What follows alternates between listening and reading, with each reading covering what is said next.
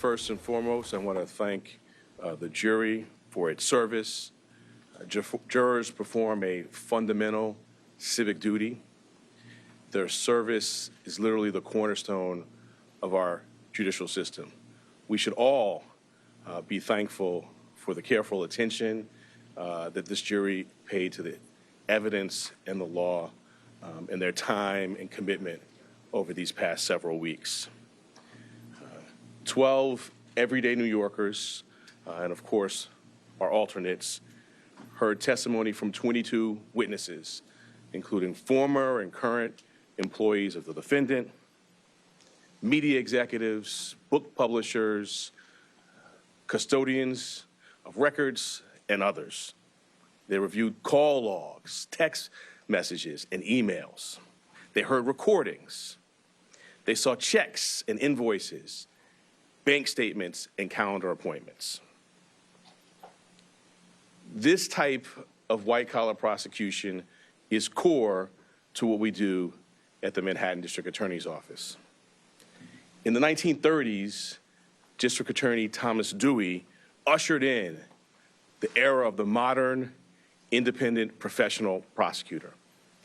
For now nearly 90 years, dedicated professionals in this office have built upon that fine tradition. A major part of our practice during that nearly 90 years has been public integrity work, including cases involving jurists, local and state electeds, public servants, and others. I want to thank this phenomenal prosecution team, embodying the finest traditions of this office: professionalism, integrity, dedication, and service. They are model public servants, and I am proud and humbled to serve side by side with them. The 12 everyday jurors vowed to make a decision based on the evidence and the law, and the evidence and the law alone. Their deliberations led them to a unanimous conclusion beyond a reasonable doubt that the defendant, Donald J. Trump, is guilty of 34 counts of falsifying business records in the first degree to conceal a scheme to corrupt the 2016 election.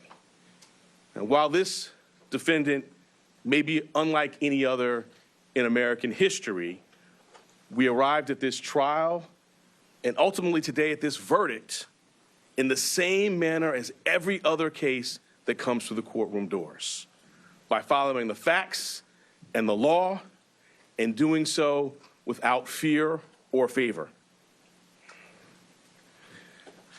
I want to conclude by expressing deep gratitude to the NYPD and the officers of the Office of Court Administration for securing the courthouse, all of our safety, making sure the courthouse and all of the other matters that are important in their own right continued seamlessly. They will continue to be and have always been incredible partners. Thank you. Okay, we're going to take questions. Molly? Thank you. And do you plan to request a prison sentence for this conviction? And do you think that Donald Trump's multiple violations of the gag order that was in place should factor into that request at all? The judge scheduled a sentencing for July 11th. We will speak in court in that time. He also set a motion schedule. We will speak in our court filings as we've done throughout this proceeding. Donald Trump has repeatedly targeted you personally and members of your prosecution team. Do you have a response to the former president now that this trial is concluded? I do not. Alvin, in February, you decided not to bring a case against Donald Trump. You were criticized then. You were criticized when you indicted him in March 2023. And you were criticized when people really started to understand that case. How do you think of all that now, seeing the results of that? Can you kind of put that in context with your personal history? I did my job. Our job is to follow the facts and the law without fear or favor. And that's exactly what we did here. And what I feel is just gratitude to work alongside phenomenal public servants who do that each and every day in matters that you all write about and make the press, and in lots of matters that you don't. I did my job. We did our job. Many voices out there. The only voice that matters is the voice of the jury, and the jury has spoken. Could I ask Mr. Steinglass, many people said the prosecution was masterful and flawless. Just want to know how you feel at this moment. Sorry.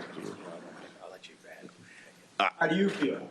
Mr. Steinglass, I think some of you probably saw him speak for a little bit the other day. So he's done his job, as has this team.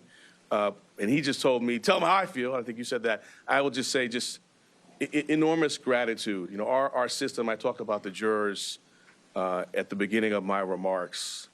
We have a phenomenal system. 12 everyday New Yorkers.